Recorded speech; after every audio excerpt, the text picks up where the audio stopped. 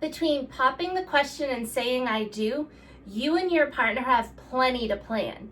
And while it's not as fun as cake testing, you'll want to sit down together and discuss the expectations you have about your future finances.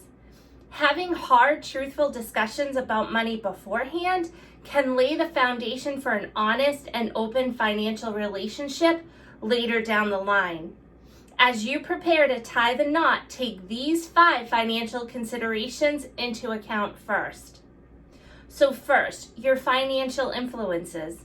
At this point, you're likely familiar with what your partner's childhood was like. But one aspect of their past you may have yet to discuss: how finances were handled in their household. Were their parents frugal, coupon clippers? Or maybe they splurged on dinners out and shopping trips every weekend. Now's the time to dig deep into how your partner's parents may have shaped the way they think about money. With all expectations out on the table, you can begin from the ground up, determining together how your future family will be handling your finances. Next, discuss your financial triggers. Some people are stress spenders. Others spend when they're bored. Many splurge when they feel social pressure to do so.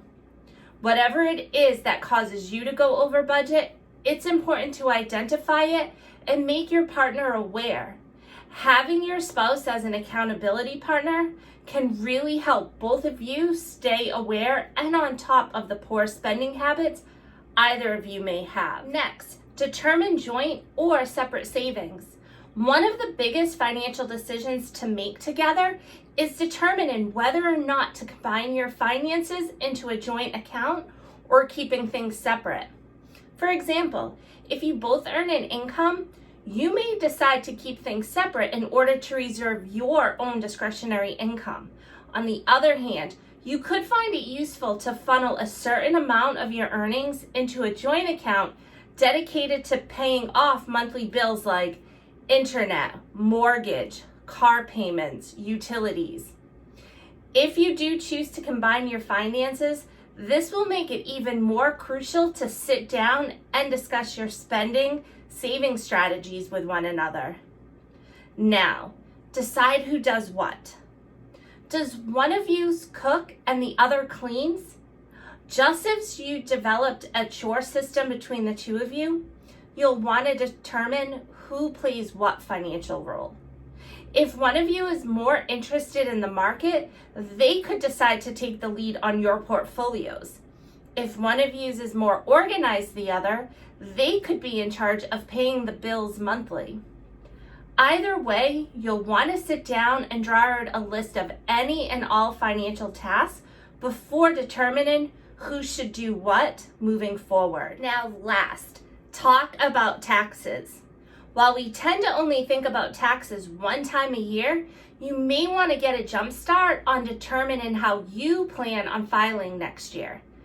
As a married couple, you'll have married filing jointly and married filing separately to choose from. You may want to meet with your accountant early on to determine which filing strategy may be best for you. This could potentially influence other aspects of your finances, which is why it may be a good idea to determine your strategy early on. Getting married is an exciting time, and the days after you both say I do will feel like a whirlwind. Before you tie the knot, sit down with your partner and have a serious discussion about your finances as a family moving forward. Getting organized now could save you time and headaches later down the line.